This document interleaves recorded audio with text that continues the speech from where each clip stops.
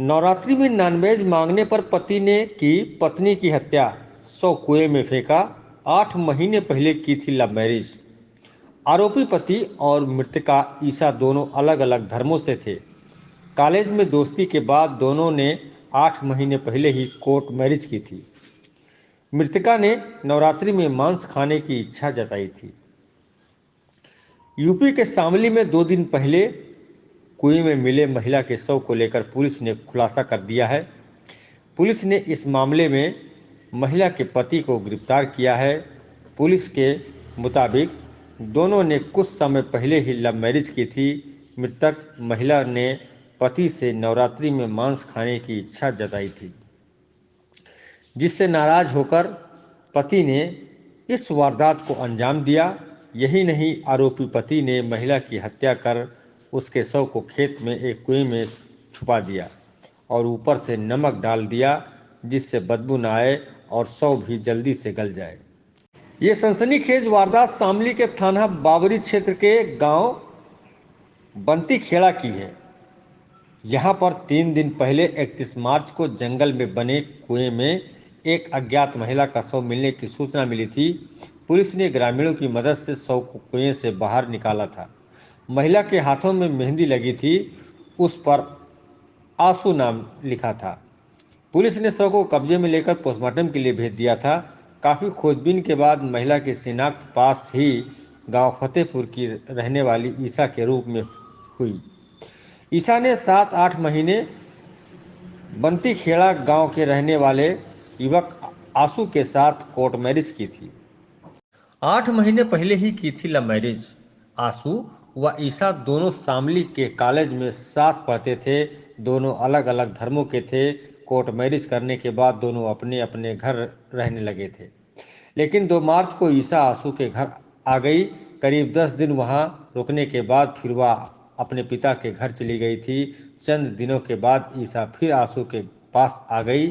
Police के मुताबिक ईसा ने नवरात्रि में मांस खाने की इच्छा जताई, लेकिन आंसू ने ऐसा करने से मना कर दिया, जिसके बाद दोनों के बीच झगड़ा हो गया। आरोप है कि ईसा बिना किसी बात के भी उससे झगड़ती रहती थी।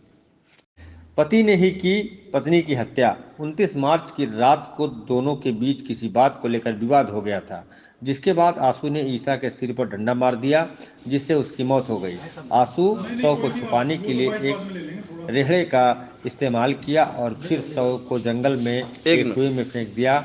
यही नहीं, उसने शव के ऊपर नमक भी डाल दिया ताकि शव जल्दी से गल जाए और उसमें से बदबू न आए। इस वारदात को अंजाम देने के बाद आरोपी पति गांव से फरार हो गया। एएसपी शामली ओपी सिंह ने बताया कि मृतका के पति ने ही उसकी हत्या की थी। पुलिस ने आरोपी के पास से आला कत्ल, शव छिपाने में प्रयोग किया गया गद्दा व रेहड़ा भी बरामद किया है। दोनों ने 8 महीने पहले ही लव मैरिज की थी। देखिए, आपको मैं बताना चाहूँगा, ये जनपद शामली की थाना बाबरी अंतर्गत 31 तारीख को एक कुएं में, बंती खेड़ा के गांव के बाहर एक कुआं था, उसमें एक महिला की डेड बॉडी मिलने की सूचना पुलिस को मिली थी। इस सूचना पर थाना प्रभारी मौके पे पहुंचे थे। उनके द्वारा इसको वेरीफाई किया गया कि ये डेड बॉडी पड़ी हुई है। फिर उसके उपरांत इस जनपद के समस्त उच्च अधिकारी वहाँ पहुँचे थे।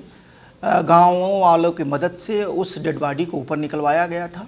निकलवाने के बाद वहाँ लगभग 500 से लेकर के 800 के आसपास अगल बगल के गांव के लोग वहाँ इकट्ठा हो गए थे। तो मौके पर उसकी शिनाख्त कराने का प्रयास कराया गया था। उसमें एक महत्वपूर्ण चीज़ जो वहाँ उस मृतका के डेड बॉडी पे लेफ्ट आर्म में ए लिखा हुआ था और इसके अलावा जो मेहंदी लगाई हुई थी, मेहंदी के द्वारा उसमें आंसू शब्द लिखा गया था। इस आधार पर वहाँ पहचान कराने का भी प्रयास किया गया। उसके बाद गांव में आंसू की पहचान हुई। फिर उसकी जहाँ शादी हुई थी वहाँ के लोगों को बुलवा करके फिर डेड बॉडी की पहचान कराई गई। उस लड़की की पहचान ईसा नाम से हुई थी। फिर उसके पिता द्वारा जो तहरीर दी गई थी, उस आधार पर बाबरी थाना अंतर्गत मर्डर का अभियोग और साक्ष्य छुपाने का अभियोग मुकदमा अपराध संख्या 38/2023 302 आईपीसी और 201 आईपीसी में पंजीकृत कराया गया था। कुल मिलाकर के एक ब्लाइंड केस था। इसमें डेड बॉडी का अनावरण कराया गया था। अनावरण के बाद जो जानकारी कराई गई और उसके बाद जब अभियुक्त की गिरफ्तारी हुई तो गिरफ्तारी के बाद ये जानकारी हुई कि बंती खेड़ा का जो ये आंसू नामक व्यक्ति था, ये पढ़ता था सांभली में। 2021 में इंटरमीडिएट इसने पास की थी। वहीं एक लड़की पढ़ती थी और उससे इसकी आते जाते दोस्ती हो गई थी। आज से लगभग 8-10 महीने पहले मुजफ्फरनगर कोर्ट में इन दोनों ने घर वालों को बताए बिना जा कर के वहाँ कोर्ट मैरिज किया था। कोर्ट मैरिज करने के बाद भी ये अपने अपने घर में ही रह रहे थे कि एक फतेहपुर गांव है, वहाँ की रहने वाली थी और ये लड़का बंती खेड़ा का था। दोनों लोग अपने उसमें रह रहे थे, लेकिन दोनों लोग मोबाइल से उनकी कनेक्टिविटी थी, वो बातचीत भी करते थे, जा कर के रेस्टोरेंट वगैरह इधर उधर जा कर के वो मिलते भी थे। कुल मिला कर के उनकी दोस्ती और उसके बाद जो है शादी के बाद उनकी याराना संबंध ही चल रहा था। फिर इधर बीच मार्च के महीने में 2 मार्च को वो लड़की आ गई थी अपने ससुराल में और ससुराल में आकर के यहीं बंती खेड़ा में रह रही थी और ये दोनों साथ साथ रह रहे थे। उसके परिवार के लोगों को भी जानकारी थी। जो अभियुक्त जिनकी गिरफ्तारी हुई है उनके द्वारा ये बताया गया है कि उसके विषय में उसके जो लड़की के फादर, लड़की की सिस्टर, लड़की की मदर, उससे भी इसकी बातचीत हो रही थी, सबकी बातचीत चल रही थी।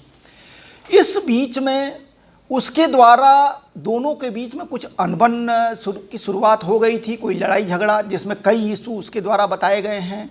कुछ नॉनवेज खाने की बात को लेकर के इशू बताया गया है।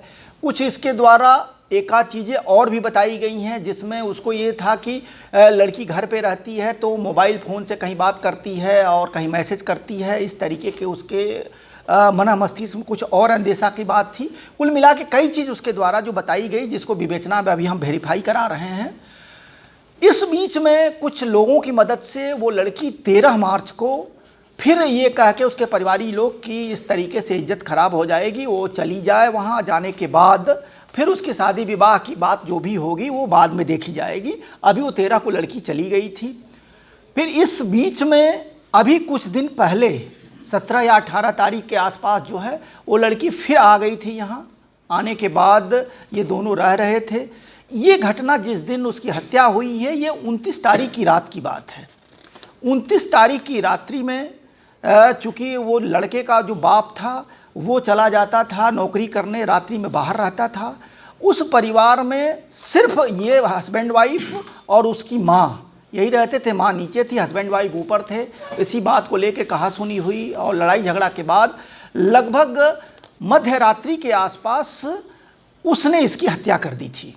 लड़ाई झगड़े में वो दराती से उस पर प्रहार किया था। फिर उसके बाद इसके कथनानुसार वो उसके ऊपर बैठ गया था उसके सीने पे, जिससे कुछ उसकी हड्डियां वगैरह भी वो हुई। और उसके बाद लगभग मध्य रात्रि के बाद जब उसकी मृत्यु हो गई थी तो घर के बाहर निकल करके अपने समाज में जब वो देखा गांव में कि सारे लोग सो गए हैं तो बगल में जाकर एक रेहड़ा जो जिस पे ट्राली वगैरह होती है साइकिल से चलने वाली, वो लाया और अपनी पत्नी की बॉडी को पूरी तरीके से लपेट करके उसको क्यों मारी आपने? वो बताओ ना क्यों मारी, क्या कारण रहा? घर में कल कलेश करती थी, नवरात्र चल रहे थे, कहती थी कि मुझे मांस खाना है। हमारे घर में मांस कोई खा नहीं सकता।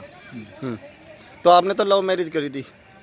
वो तो पहले पता था आपको कि मुस्लिम समाज से, तो फिर इस तरीके की चीज़ें तो चलेगी। वो तो मुस्लिम समाज से थी, जो कि समाज से थी। अच्छा, तो कब आपसे प्यार हुआ था, कब क्या हुआ था? 2021 में मैं इंटर में था, तब जाया करता मैं पढ़ने के लिए। तब वो हमारी भी बातचीत पढ़ती थी शुरू आपके साथ? वो दूसरी कॉलेज में पढ़ती थी, मैं दूसरे कॉलेज में पढ़ता था। अच्छा, मुलाकात कैसे हुई थी आपकी? लव स्टोरी शुरुआत आते जाते बस। अच्छा ये बताओ, आप अकेले थे हत्या करने में या फिर कोई और भी था आपके साथ? मैं अकेला था। अकेले आप कुएं पे तक ले गए थे?